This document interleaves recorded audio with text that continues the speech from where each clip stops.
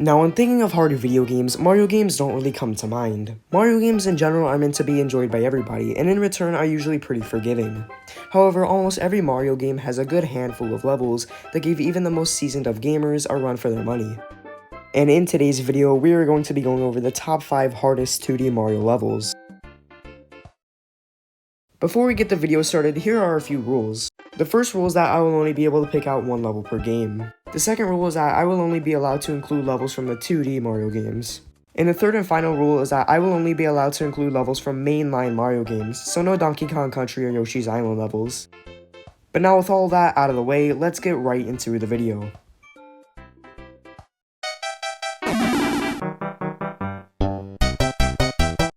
Number 5. 8-4 from the original Super Mario Bros. So I was actually a bit iffy on the inclusion of the original Super Mario Bros. 8-4. Now 8-4 by itself is not that particularly challenging, if you have a fire flower and know where to go, that is. Now a theme the original Super Mario Bros. Had were magic castles. So for example, you would have to go on the right path in the castle, but if you didn't take the right path, the castle would keep repeating. And of course the most extreme case of this magic castle type level is 8-4. 8-4 has many alternative paths and wrong ways to go, leaving the player running out of time, and in the original Super Mario Bros. Game, lives were very valuable. Now the reason I was a bit iffy to include 8-4 was because if you know where to go, you'll most likely be fine, but that's the thing. Put yourself in the perspective of a kid in the 80s who didn't have access to the internet and didn't know where to go exactly. It would be a process of trial and error, and if you ran out of lives from the timer, you'd have to start the whole game over again and get up to that point. In conclusion, the level, like I said, is not that challenging, but if you were a kid in the 80s who didn't know the right path, this level could have probably stumped you.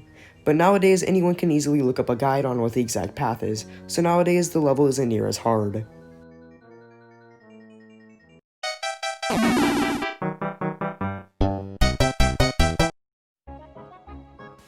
Number 4. 9-7 from New Super Mario Bros. Wii.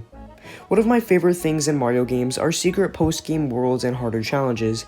Games like Super Mario World with the secret Star Road world, as well as Super Mario 3D Land, where you unlock an entirely new half of the game with harder worlds after you beat the first part of the game. New Super Mario Bros. Wii is no different. In New Super Mario Bros. Wii, you unlock the secret World 9 after defeating Bowser, as well as collecting all the star coins. New Super Mario Bros. Wii World 9 is a star-themed world much like Super Mario World, with each level housing a real challenge. Out of all these levels, in my opinion, 9-7 is the hardest. Not only is the gimmick of the level hard, but the fact that the level has no midway checkpoint only adds to the challenge. The main gimmick of 9-7 is that the entire level is virtually a bottomless pit, only covered by a thin layer of ice and frozen munchers at times, which are equally deadly. Throughout the level, many fire-themed enemies such as the fire piranha plants and fire bros can be found, which shoot fire in an attempt to melt the ice, leaving you falling to your doom. This level creates some interesting, creative, and equally intense scenarios, such as this one part where the player is forced with the role of fire piranha plants and pipes.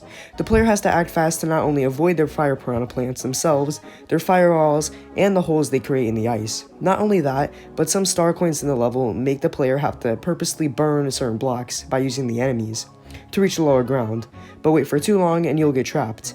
Everything in the level is trying to harm you as strategically as possible.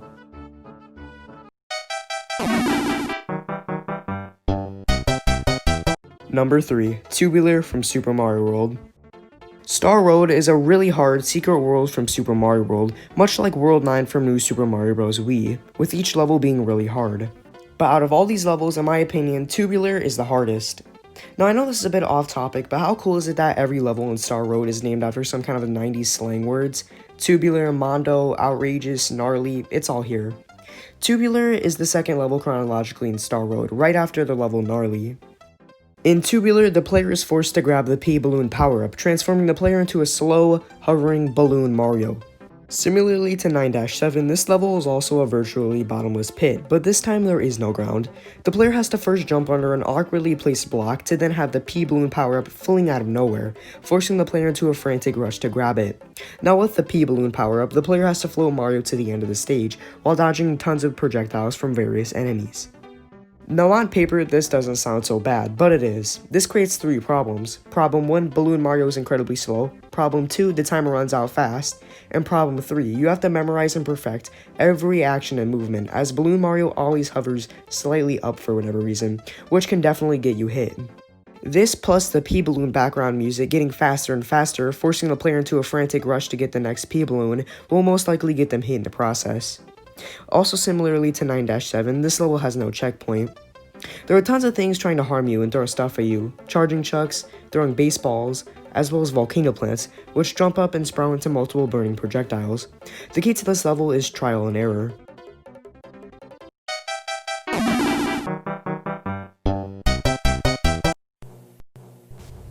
Number 2, the World 8 airship from Super Mario Bros. 3. Now in Super Mario Bros. 3, Nintendo changed the final level formula in each world. Instead of the player getting to a generic castle at the end of each world, the player has to beat a midway castle and then an airship level as the final challenge the world has to offer. Airship levels have the player frantically moving across a giant flying battleship with tons of objects getting thrown at you. And the World 8 airship is by far the hardest, as it's the last airship that you have to face in Super Mario Bros. 3.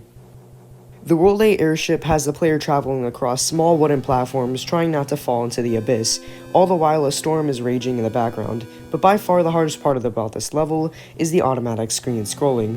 This is a feature of all the airship levels, but in this level the screen scrolling is very fast, throwing the player off dramatically with each jump.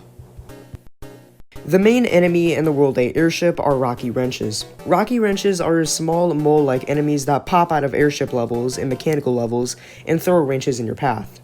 Now the thing is, the traveling speed in which the wrenches are thrown and the traveling speed in which the screen moves are kind of similar. So basically what happens is that if a Rocky Wrench throws his wrench, it will basically be on the screen for a prolonged period of time. And when you're trying to make these frantic, precise jumps, a lot of the times you can jump onto the wrenches, resulting in a death. The World 8 airship is definitely one of those levels that straight up eats up all of your lives. This is definitely one of those levels that you would really want to save your P-Wing for, so if you have one, I'd recommend just using it.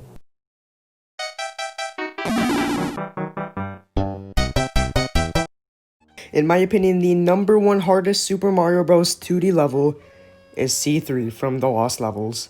Super Mario Bros. The Lost Levels, or the true Super Mario Bros. 2, is undoubtedly the hardest 2D Mario game ever created.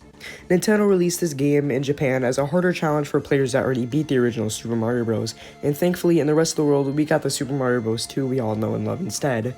Lost Levels is an extremely hard game, from beginning to end. Lost Levels, in a sense, is also kind of the game that truly started the trend of Mario games including secret post-game worlds.